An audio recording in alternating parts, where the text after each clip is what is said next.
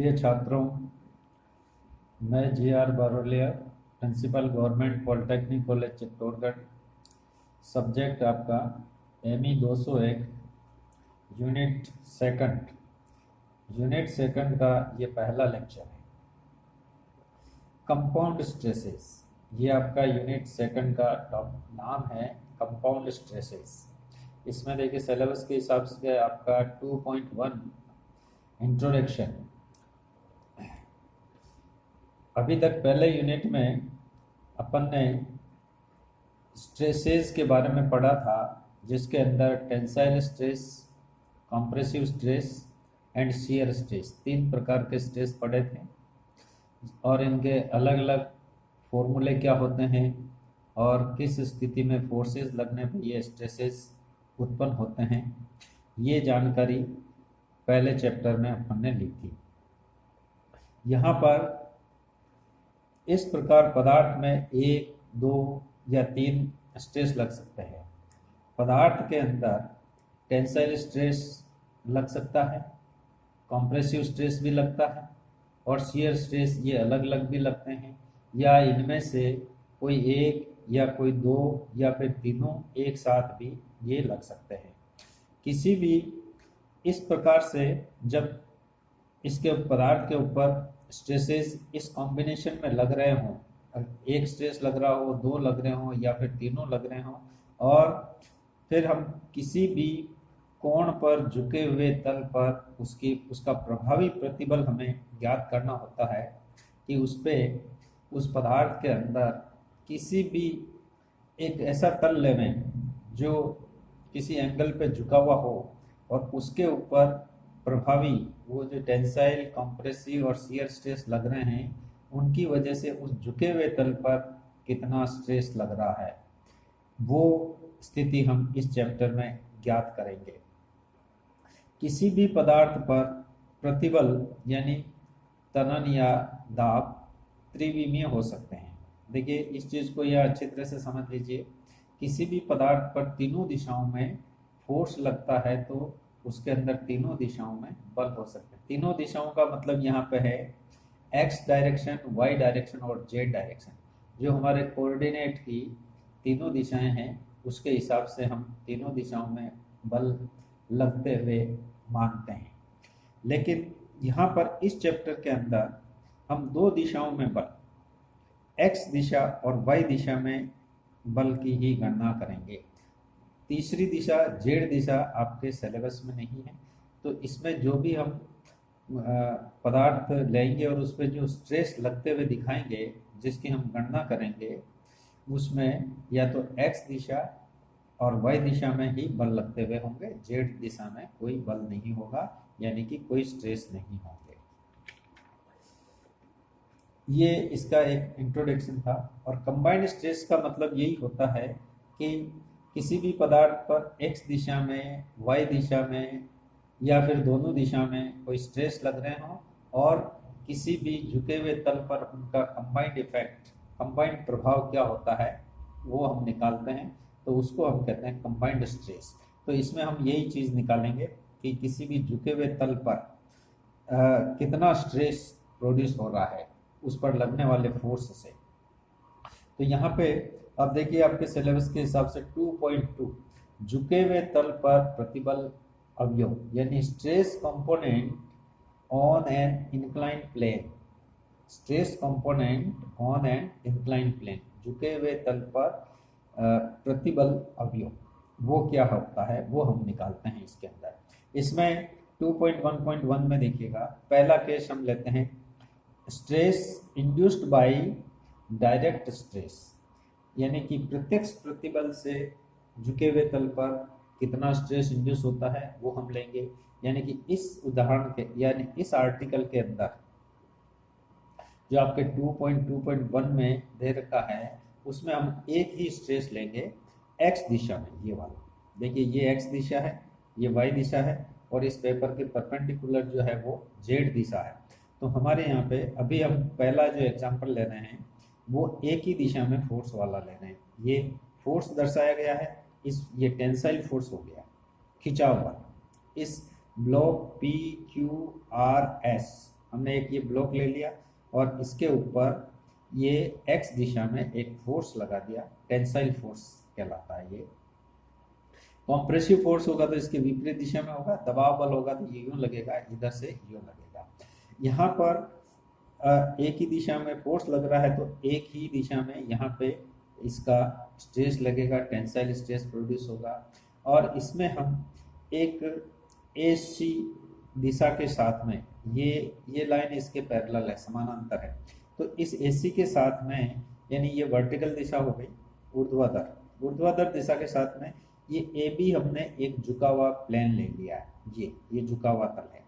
तो इस झुके हुए प्लेन और ये थीटा डिग्री से झुका हुआ है, ये एंगल जो है कोण यहाँ पे ये थीटा डिग्री है। तो इस झुके हुए तल AB पर इसकी वजह से, इस फोर्स की वजह से कितना स्ट्रेस प्रोड्यूस होगा ये हमें यहाँ पे निकालना है, और यही कंबाइंड स्ट्रेस कहलाता है। इसमें हम देखिए, हम यहाँ मान लेते हैं कि इस तल के ऊपर टेंजेंशियल स्ट्रेस यानी स्पर्श करता हुआ जो स्ट्रेस लगता है वो शियर स्ट्रेस होता है, ये होता है PT मान लिया हमने, वो इस दिशा में लग रहा है, उसकी दिशा हमने ये मान ली और उसका वैल्यू मान ली PT टेंजेंशियल, ये टेंजेंशियल स्ट्रेस हो गया। और इसके 90 डिग्री पे, यानी ये लंबवत, इस तल AB के लंबवत 90 डिग्री पर ये बल जो लग रहा है इसको हमने PN मान लिया, नॉर्मल स्ट्रेस लंबवत, जो ये इस तल के लंबवत होगा। तो यानी कि F1 से यहाँ पे दो स्ट्रेस प्रोड्यूस हो रहे हैं इसके ऊपर, PT और PN। यहाँ पर हमें PT और PN का मान हमें ज्ञात करना है, तो वो हम कैसे ज्ञात करते हैं, इसके लिए अब देखिए, इसमें यहाँ पर हमने फिगर बना लिया पहले, और इस पे ये फोर्स दिखा दिया, ये प्लेन इंक्लाइन प्लेन भी दिखा दिया। अब हम इसकी गणना करने के लिए, इसको थोड़ा सरल करने के लिए, इस फिगर को ABC जो ये ट्रायंगल बन रहा है, इस फिगर को हम अलग से बना लेते हैं फोर्स के साथ में, फोर्स भी इसके साथ में रहेंगे। और इस बॉडी का देखिए ABC, इसको हमने ये अलग फिगर बना लिया, बिल्कुल यहाँ से उठा करके हमने इसको थोड़ा अलग से ले लिया, ताकि हम क्लियरली यहाँ पर हमें अच्छी जगह मिल जाती है, जिससे हम इसके फोर्सेस को रिजोल्व करके इधर रिजोल्व भी कर सकें, और यहाँ से हम इसकी गणना कर सकें। तो ABC ये हमारा इंक्लाइन प्लेन हो गया, ये थीटा डिग्री का एंगल हो गया। अब इस पे देखिए, ये PT, ये PN यहाँ पे लग रहा है। इस PN ये स्ट्रेस है, इसको हमने फोर्स में बदलने के लिए AB से मल्टीप्लाई कर दिया। ये AB वैसे लंबाई है, लेकिन ये यहाँ पे ये AB क्षेत्रफल है। क्षेत्रफल इसलिए है कि ये जो तल है, ये जो यहाँ पे जो इसका क्रॉस सेक्शन जो है, इस सेक्शन का जो एरिया है वो AB होगा, क्योंकि इस तल के लंबवत जो डायमेंशन है, नाप है, वो हमने इकाई माना है, इकाई मान लिया। तो देखिए यहाँ पे सेक्शन AB का क्षेत्रफल कितना हो जाएगा, इस सेक्शन का क्षेत्रफल कितना हो जाएगा, AB इंटू 1 ये ऊंचाई इसकी, जो ऐसे ये इकाई मान लिया, तो AB इंटू 1 बराबर AB। तो ये क्षेत्रफल, ये जो AB है, ये एक तरह से यहाँ पे क्षेत्रफल हो गया, क्योंकि हमने इसकी एक भुजा को इकाई माना हुआ है। ये इस पूरे चैप्टर में जब भी हम ये सारी जो गणना करते हैं, उसमें इस पेपर के, इस कागज के लंबवत जो इस PQRS ब्लॉक का जो नाप है वो इकाई मानते हैं। इसको हमने यहाँ पे लिखा भी है। इस चित्र में ब्लॉक PQRS का कागज तल के लंबवत नाप इकाई लिया जाता है, जिससे देखिए AC सेक्शन का क्षेत्रफल क्या हो जाएगा, AC इंटू 1 हो जाएगा। जैसे इसका क्षेत्रफल निकालना है तो AC इंटू जो इसकी ये इस दिशा में लंबाई जो है वो इकाई हो गई, तो वो AC इंटू 1 बराबर AC हो जाएगा। इसलिए ये AC ये भुजा का नाप नहीं है, ये यहाँ पे क्षेत्रफल भी हो जाता है। तो AB ये AB सेक्शन का क्षेत्रफल है, AC सेक्शन का क्षेत्रफल है, इस तरह से, और BC का क्षेत्रफल BC हो जाएगा। तो यहाँ पे अब देखिएगा कि इसको ये PN है, PN को ये स्ट्रेस है, स्ट्रेस को हमें फोर्स में बदलना है, बल में। तो बल में बदलने के लिए हमने इसको क्षेत्रफल से मल्टीप्लाई कर दिया, और क्षेत्रफल है इसका ए बी का क्षेत्रफल ए बी हो गया, तो P N into A B ये एक फोर्स लग रहा है यहाँ पे। और इसी तरह से पी टी को भी फोर्स में बदलने के लिए ये पी टी लग रहा है ए बी पर, तो इसको भी हमने P T into A B से मल्टीप्लाई कर दिया, तो ये दूसरा फोर्स हो गया इधर। और तीसरा फोर्स ये जो है इसको हमने पीछे बढ़ा करके तो यहाँ पे आ जाएगा, यहाँ पे ले लेते हैं इसको, तो ये पीछे बढ़ाने से यहाँ आ गया, तो एक ही पॉइंट पर ये तीनों फोर्स लग रहे हैं, ये F1। अब F1 का मान क्या होगा, P1 इंटू ए सी, इसको भी हमने स्ट्रेस की टर्म में लिख दिया, तो F1 बराबर P1 इंटू ए सी। तो यहाँ पे तीन फोर्स लग रहे हैं, इस body A B C block पर तीन फोर्स लग रहे हैं, P N A B, P T A B and P1 AC, ये तीनों फोर्स लग रहे हैं। ऐसे तीनों फोर्स किसी बॉडी पर लग रहे हों और उसका रिजोल्यूशन, उसका रिजल्टेंट निकालने का आप लोगों ने मैकेनिक्स में अच्छी तरह से पढ़ा होगा, वही सारी एक्सरसाइज यहाँ पे होगी कि इनको कैसे रिजोल्व करके इनका रिजल्टेंट निकालते हैं। तो इसको हम रिजोल्व करते हैं। देखिए, एक तो ए बी की दिशा में और ए बी के लंबवत दिशा में, इन दो दिशाओं में हम इन तीनों फोर्स को रिजोल्व करते हैं और इससे हम रिजल्टेंट निकालते हैं।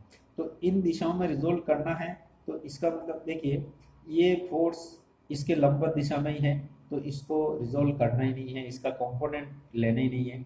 और पी टी ये वाला फोर्स भी इसी दिशा, इसके ए बी की दिशा में है, तो इसको भी, इसके भी घटक टुकड़े नहीं करने हैं। लेकिन ये देखिए, ये नहीं तो इस दिशा में है ना ही लंबवत है, तो हम इसको इन दोनों दिशाओं में रिजोल्व कर लेते हैं, इसके घटक ले लेते हैं। तो ए बी का घटक यानी कि यहाँ से इस पे लंब डाल दिया हमने, ये 90 डिग्री बना दिया, यहाँ से लंब डाल दिया, तो ये 90 डिग्री बन गया। तो ये एक कंपोनेंट हो गया, ये वाला इधर, ये कंपोनेंट हो जाएगा, ये थीटा डिग्री है और ये थीटा डिग्री है, तो ये हो जाएगा हमारा ये 90 डिग्री, ये 90 माइनस थीटा, तो यानी कि ये साइन थीटा हो जाएगा, F1 साइन थीटा हो गया, ये इसका कंपोनेंट हो गया F1 साइन थीटा। और इधर वाला कंपोनेंट इस दिशा में हमने यहाँ पे लंब डाल दिया, तो ये F1 कोस थीटा।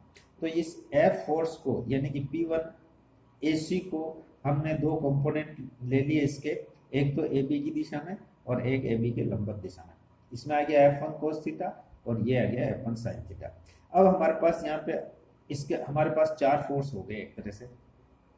हम चार कौन कौन से, 1 2 3 और ये 4, इनको हम इन दोनों दिशाओं में रिजोल्व करेंगे, इक्विलिब्रियम लेंगे इसका। ये इस F1 फोर्स, इसके हमने दोनों घटक बना दिए, एक तो ये हो गया और एक ये हो गया, तो यहाँ पर तीन फोर्स के अब चार फोर्सेस हो गए। तो इस प्रकार अब हम इसका रिजोल्यूशन करते हैं, रिजोल्व करते हैं, वो देखिए आगे।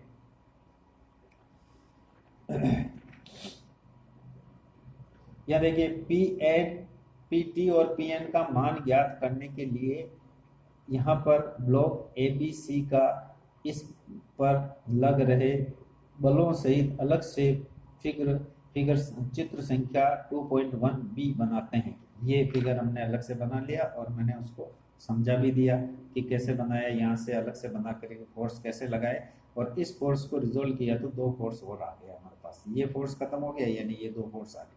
अब देखिए यहाँ पे इस चित्र में एक ही बिंदु पर तीन बल लग रहे हैं, तीनों बल बता दिए थे, P1 AC, PT AB और PN AB। ये तीनों बल का जिक्र कर रहा है, 1 2 और ये तीनों बल।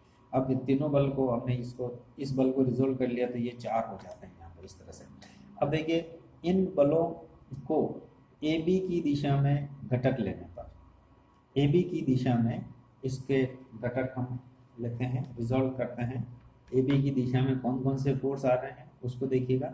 AB की दिशा में देखिए, AB दिशा में हम देखें तो एक फोर्स तो ये है और दूसरा फोर्स ये है, तो यानी कि इधर जितने फोर्स लग रहे हैं वो इतने इधर लगने वाले फोर्स के बराबर हो जाएंगे। ये इक्वेशन बन जाएगी हमारी, यानी कि F1 साइन थीटा बराबर PT इंटू ए।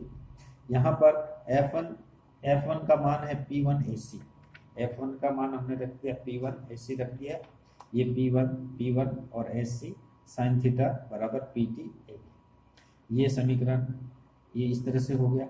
इसको हमने देखिए और हमने पी टी का मान निकाला। इससे हम पी टी का मान, हमें पी टी और पी एन निकालना है। इसमें पी टी आया, पी एन इसमें नहीं है, तो पी टी का मान निकालेंगे। पी टी बराबर हो जाएगा P one A C upon A B. ये ए सी इसके नीचे, ए बी जो ए सी के नीचे आ जाएगा, तो P one A C upon A B, ये साइन थीटा वाला साइन थीटा यहाँ पे आ गया। अब यहाँ पे देखिएगा ए सी अपॉन ए बी, यानी A C upon A B is equal to cos theta. ये कहाँ से आया? ये आता है यहाँ से। इस ट्राइंगल में हम देखते हैं, इस त्रिभुज में, तो ये थीटा डिग्री है, तो A C upon A B, A C upon A B बराबर होता है कॉस थीटा। ज्योमेट्री के हिसाब से ए सी अपॉन ए बी बराबर होता है, ये थीटा है, तो A C upon A B बराबर कॉस थीटा होता है। यानी कि ए सी अपॉन ए बी की जगह हम कॉस थीटा रख देते हैं, ये कॉस थीटा हो गया। तो ये पी टी बराबर P one cos theta sine theta, ये हमारा एक समीकरण हो गया। इसको हमने नंबर दे दिया 2.1। ये हमारा पी टी का मान हो गया। एक वैल्यू हमारे पास आ गई पी टी, यानी कि इंक्लाइंड प्लेन पर ये जो टेंजेंशियल स्ट्रेस हैं, स्पर्श प्रतिबल, इसका मान हो जाएगा P1 cos theta sin theta. इसी प्रकार बलों को ए बी की दिशा में घटक लेने पर, ए बी की दिशा में लीजिएगा, ए बी की दिशा में रिजोल्व करिए। ए बी की दिशा में इसको रिजोल्व करते हैं, तो देखिए ए बी के लंबवत दिशा में, ए बी के लंबवत दिशा में, ए बी की लंबवत दिशा ये ए बी है, इसकी लंबवत दिशा ये होगी। तो इस दिशा में देखिए एक फोर्स इधर लग रहा है, एक इधर लग रहा है, ये फोर्स इसके बराबर हो जाएगा। पी एन ए बी बराबर एफ वन कोस थीटा, ये पी एन ए बी बराबर एफ वन कोस थीटा। चारों बल आ गए हमारे पास, दो इधर आ गए थे, दो इधर आ गए, दो इस समीकरण में आ गए थे और दो इस समीकरण में आ गए। यहाँ पे इसको और हमने सोल्व किया, F1 का मान रख दिया हमने, जैसे ऊपर रखा था पहले उसी तरह से F1 का मान रख दिया, तो ये लाइन आ गई। इसके बाद में Pn बराबर P1 AC अपॉन AB, इस AB को AC के नीचे रख दिया, इधर ट्रांसफर कर दिया, AC अपॉन AB हो गया, इंटू कोस थीटा हो गया। यहाँ पे देखिए AC अपॉन AB की वैल्यू क्या होगी, AC अपॉन AB, ये ऊपर भी रखा हुआ है, AC upon AB again cos theta, तो AC अपॉन AB का मान हमने कोस थीटा रख दिया। तो Pn बराबर P1 cos theta into cos theta, यानी Pn बराबर P1 into cos square theta. तो ये हमारा दूसरा समीकरण हो गया।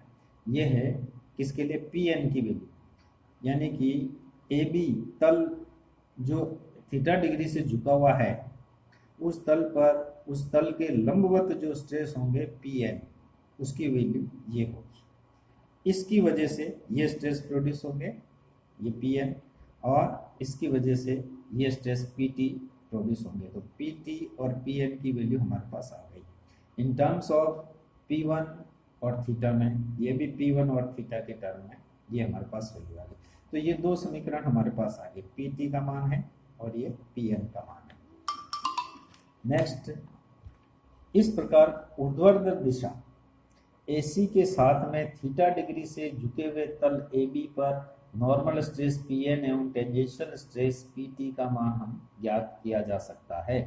Pt एवं Pn एक दूसरे के लंबवत होते हैं, अतः इनका परिणामी बल, देखिए Pt और Pn हमने निकाले, इसका परिणामी, इन दोनों का परिणामी बल भी हम निकाल सकते हैं, रिजल्टेंट। ये दोनों एक दूसरे के 90 डिग्री पे हैं। किस तरह से, देखिए हम इसका पुनः फिगर बनाते हैं।